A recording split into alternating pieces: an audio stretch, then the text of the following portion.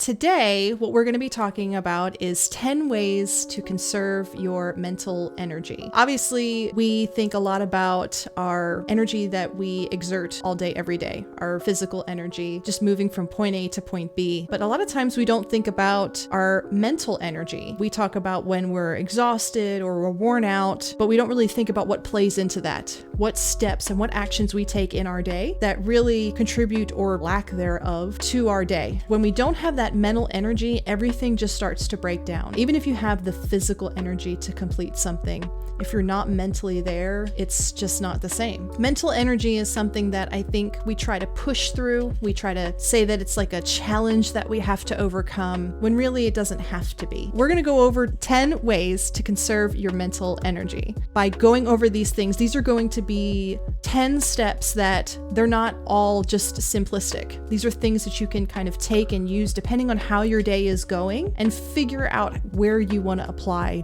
these 10 different ways. We always try to think that if we have the physical energy to do something, that the mental energy will just come with it, when really it's the other way around. If we think about getting up, going to work, or getting up and heading out or completing something or doing something, all we're thinking about is the physical actions, actually using our muscles to stand and to walk and to get from that point A to that point B. We're not really thinking about the mental energy it takes for us to get those things done. We're just kind of on autopilot. The thing that's important to realize too is, like, as we continue to age, mental energy becomes more and more important, especially when we have aspirations and goals and things that we want to achieve. We want to make sure that we're always in tune to our mental energy, because goals can continue to get pushed back and delayed. If we are just running on empty with mental energy every day, then everything gets pushed and pushed. Before you know it, you have nothing left to give. We're just going to go over, like I said, we're going to go over some different things that you can do to kind of preemptively have your mental energy prepared so that you're actually getting things done. And so at the end of the day, you have a sense of accomplishment. This one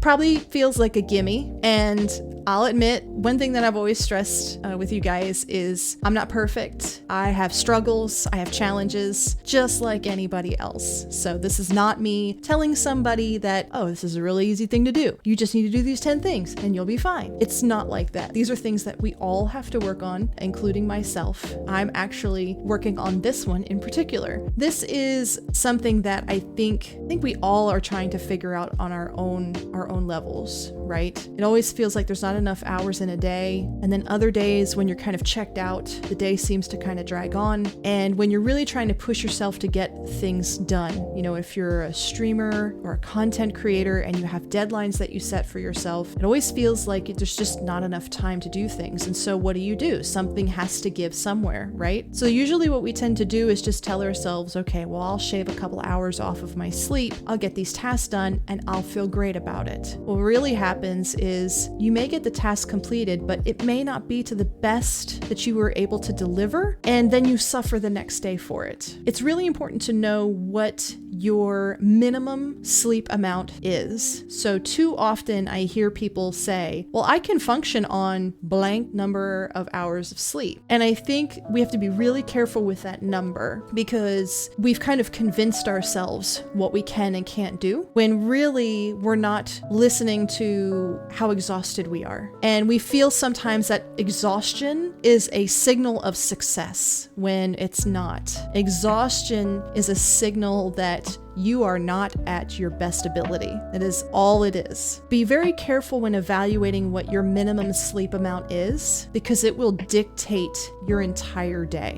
Make sure that it is an optimum amount of sleep. So it doesn't have to be something where it's like 10 or 12 hours, but really figure out something that is between. Now they do say like the general healthy state of rest is between 6 to 8 hours. Everybody's different. I know some people that say that they can function on 4 hours. And again, while it may feel that way, it could be something that you've just slowly convinced yourself over time that that's acceptable. But really pay attention to the days where you don't have something on the books. If you have a day where you know that you can sleep in, are you sleeping 12 hours, 16 hours, or something where your body is trying to catch up to all of the hours that you missed throughout the week? If so, that could be a signal that the hours that you think you can function actually aren't. So you have to really have a conversation with yourself of, am I just shaving off a few hours because I want to get something done or because I don't want the day to end? Or is this really something that I know that I'm going to perform to the best of my ability with this much sleep?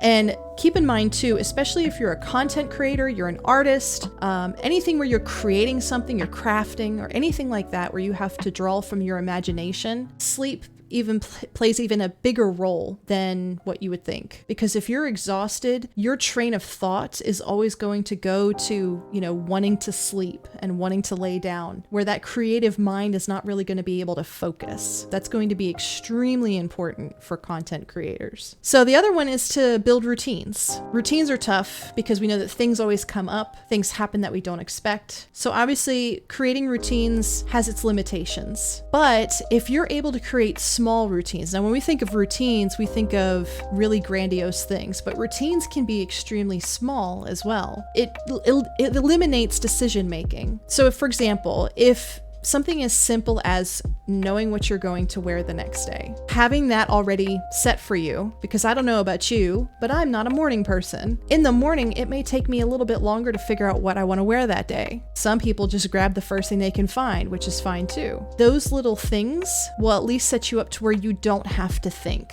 So especially in the morning when I just don't want to even think about another thing, taking 5 minutes to figure out what I want to wear is just something that's going to eat into my day, and it's going to use up some of that mental energy that I already don't have because I didn't get enough sleep. Also incorporate some type of morning routine. Now, obviously we all have our morning routine of like getting cleaned up for the day before we head out to work or before we go somewhere, but really think about what that routine is. On the Discord, there are affirmations that are shared for everybody to use. Affirmations really do set the day. They are the foundation. If you think of it as a house, it is the foundation in which your day is going to go. Because if you think about it, we actually tell ourselves affirmations every day without really noticing it. The problem is we're not saying the right things to ourselves. So the affirmations that we're telling ourselves is, oh gosh, this day is about to start. What all do I have to do? How am I going to get this done? Oh, I forgot I have to go to this place after work, or I have to go and stop and get this thing. So we're already telling ourselves how the day is going to go. So really think about maybe changing that up a little and think about that morning routine and implementing something where you're having some type of discussion with yourself that is positive, and it really sets the tone for the day. Now, keep in mind, affirmations and setting a positive tone isn't the magic wand that makes the entire day perfect. It's just enough to have you in the right headspace so that if something bad does come up, that you're able to handle it appropriately. So the next one is monotask. This one's tough for me too, because I like to think that I'm a multitasker. You give me 5 things, I'm gonna do all 5 of them at various levels. I think we all like to think of ourselves as multitaskers, but think about the mental energy that is required to multitask. And think about the time that it takes for us to multitask 5 tasks as opposed to 1. Monotasking, while it doesn't sound very popular, actually will help you get more things done throughout the day and requires less of that mental energy. Now, I'm also very scatterbrained too. So even if I'm working on a single task, my brain is already on task number 4, thinking about how I'm going to get it done. Every once in a while, you have to pull yourself back in and recenter and make sure that you're focusing on that one task and that one task only so that you can get to the next one. And what you'll find out is a couple of things. 1, you're not going to feel as mentally exhausted because you focused on one task at a time. And 2, you actually got things done in a more timely fashion. It is a challenge. We always like to think that we can multitask and do 5 things at once, but remember that monotasking is going to allow you to use less of that mental energy and allows you to get those tasks done so that your mental energy can be more focused on creativity and other things that you want to drive you in your day. The other one, of course, is having regular breaks. Especially for streamers and content creators, breaks are essential. It is very easy to put your head down and start working on things, and before you know it, 4 hours have gone by and you start to feel physical strain along with mental strain. So giving yourself a break allows your brain to kind of reset for a moment and allows you to literally step back from your work for just a few minutes and make sure that you're focused on the right task, and that to make sure that you're not maybe spending too much energy on something. Sometimes we can overwork a task because we overwork it to perfection when it was already perfect 3 steps ago. The breaks actually really help chop up that task to make sure that, like I said, that you're not overexerting, you're not using too much of that mental energy, you're not overdoing a task that should have been already done a while ago. So literally, you need to make sure that you're actually getting up, you're moving, you're stretching, and even during that stretch, take a quick breath and just take a minute and really talk yourself through the task that you're doing. For example, if you're working on a YouTube video, you're taking a break, you're saying, okay, where am I at? Okay, I just finished editing this piece. I know I've got, the background music to take care of. I've got the outro. I've got, all of these things to take care of. But you're creating a mental list just to make sure that you're on course to complete the task that you need to get done, so that when you jump back in, you pick up right where you left off and you're not forgetting anything that needs to be done. It can take a quick minute. It can save you a lot of time as well. Now, let's talk about this one. Obviously, everybody knows that people say, make sure that you exercise, right? But who has time to do that when you're trying to create content? Really take away, when people hear the word exercise, right? You're thinking of having like the yoga mat out and weights and like some kind of DVD or, streaming some kind of workout. It doesn't have to be that. Pull back from the definition of the word exercise and just see it as movement. Before it was a stretch. Now we're talking about actual movement. Now, being the gamer that I am, movement can be included in things like VR, something that actually moves your body around. And your body doesn't need a lot of movement in regards to it really tapping into all of the chemicals that need to move about your body. So this is not like an hour-long excruciating workout that you have to feel like you're gonna fall to the floor when you're done. That's not what we're talking about. What we're talking about is making sure that you're moving everything within your body to make sure that nothing becomes stagnant, your blood is flowing, so that you're operating at your optimal capacity. Movement. Obviously, for me, the easiest thing that I would drift towards is something like VR. If VR is not your thing, it can be some type of movement where you're just maybe taking a lap around the house, or you're, cleaning up an area of your workspace, which has its own benefits on its own. Something just where you're moving and you're being conscious of moving your arms and your legs in some kind of way that isn't the same as, sitting down and working on content. Small movements count, so little things. Don't think too deep on it. Don't go overboard with it, just something simple to know that you are moving around, and it helps you just kind of refocus. Eat wisely. So, see, a lot of this stuff sounds like rudimentary stuff, right? But I think sometimes that we just need to remind ourselves that all of these things can play a factor, right? Eating wisely. Now, I love food just as much as the next person, but your digestion actually plays a role in your energy levels, even your mental energy levels. Because again, we're talking about all about chemicals and how the body functions, right? We need to make sure that while it doesn't have to be something really extraneous type of meal plan, but just that we're checking in. If you're feeling that mental energy kind of break down, think about what you've eaten so far that day.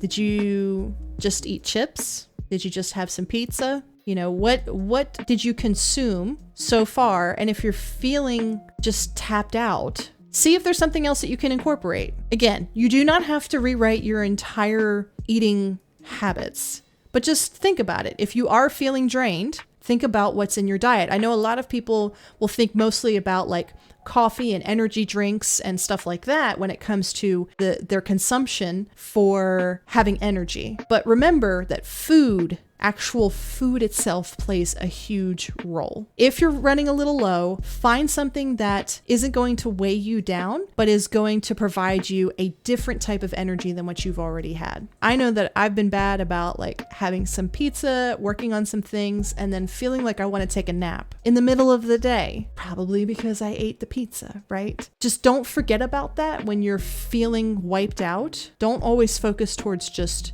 liquids, look at the solids as well. Letting go of things that just don't matter. Our minds can easily drift. We think about what's going on in our lives in that day, the tasks that we need to complete. So it's really easy to just kind of drift. The thing is, though, is that when we drift, the mental energy goes with it. And when you do end up recentering yourself, you'll notice that you feel more exhausted, but you haven't done anything. You've only just thought about another thing that's going on that you have no control over. Be careful and be conscious that when those things come up, notice how it's eating into your project or your task, and really pay attention to how it's using up that mental energy, and save it for the things that matter, which are the things that you set out to get done that day. Making a schedule before bed. I know for me that when I get tired, I fade is what I call it. I fade fast. Once I'm tired, I'm ready to just tap out for the day. Make sure that you're setting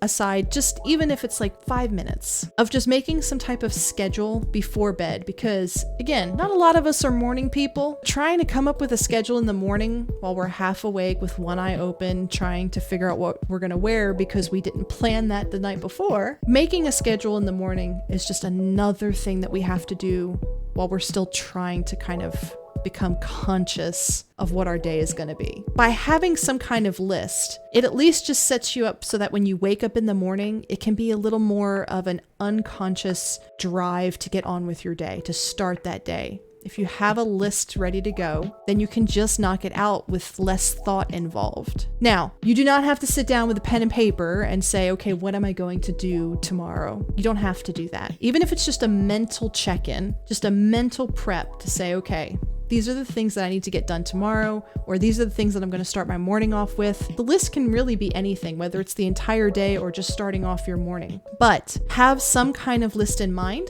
so that when you start your day, you don't have to spend extra time in the morning figuring out what your day is going to look like. Delegating. Delegating can be tough. We want to really believe that we can take on anything, we can complete everything, and it's never too much to take on. Unfortunately, that isn't always the case. So remember that you have avenues of people that can help you in some sort of way. It may not be a tangible thing, but they can help. They can help you recenter. They can help you lift your head out of your work for a brief moment, or they could actually help you complete some tasks. Make sure that you are able to delegate the things that you can delegate so that you can keep that mental energy for the important things. If you have friends or family or peers that can chip in, and then of course you would chip in when you're able to help them too. It's a give and take, but those people are there because they care and they want you to succeed. So make sure that you know what options you have to delegate. Understand that delegating is not a signal of failure. Delegating is a tool that we can utilize to get the things that we want done. I think sometimes with delegation, I know with my experience in the workplace, I had a hard time delegating because I wanted to prove to some unknown power that I could just do it all. And it was a sign that I could be successful. What actually ended up happening was extreme exhaustion, working late hours, and not really having a lot to show for it. And it all came back to the fact that I felt like delegating was a sign that I was just putting on myself saying, I can't do this, so I need you to do it. And it took some time really unlearning that feeling. I had to really explain to myself that delegating is how things get done. It is not a signal of weakness. It is merely using a tool to get tasks completed. So that one is one that's hard, especially for like content creators, streamers, because we want to kind of just do it all of ourselves. But remember that you have avenues there. Figure out where those people's strengths and weaknesses are. And for those that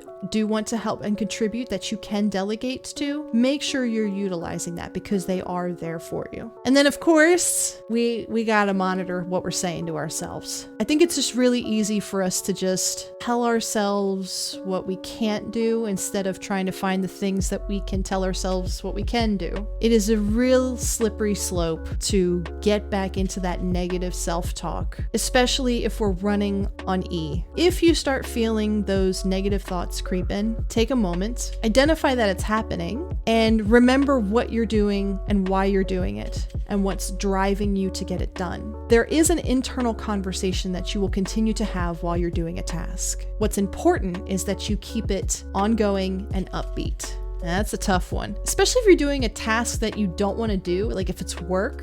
How do you make work upbeat? Well, sometimes you really can't always do that, but you can find a way to spin the wording inside that will at least keep you upbeat, knowing that as soon as you get that task done, you're on to the next thing, which is even more exciting. You're going to have to figure out a way to just restructure that thought process. But it is going to take you. The internal stuff, the internal self-talk, nobody can do that for you. While reaching out to a friend for delegating and delegating in the sense that you can even just talk to them for a laugh for a moment to kind of just reset yourself, and that's what they're available for, and that's what they can contribute. That friend is not going to be able to help restructure that self-talk. They can cheer you on and they can support you, but until you actually have that conversation with yourself and really bring it center to get it done and to be positive about it, that's going to be all you. And you're going to notice too, with that mental energy, while sometimes it may feel corny or cheesy to be extremely upbeat about a worksheet or a presentation. It may feel silly in the moment, but if you get the task done and then reevaluate where that mental energy is, you're going to notice you're going to have different levels of energy than you originally had when there was that negative self-talk, right? Those were just 10 things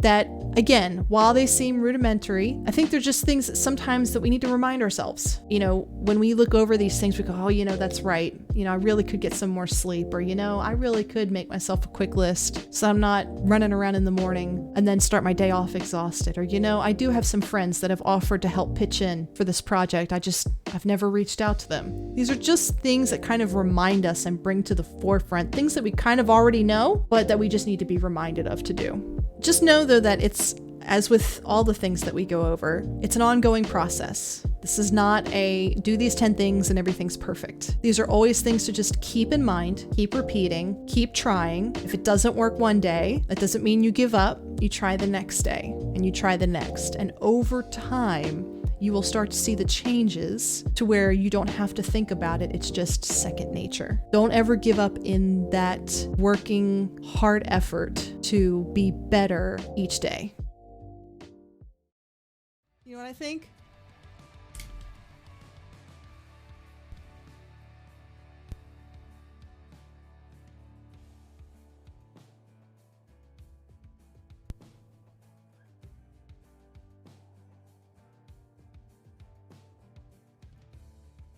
That's what I think. That's what I think right there. That's what I think. Yeah.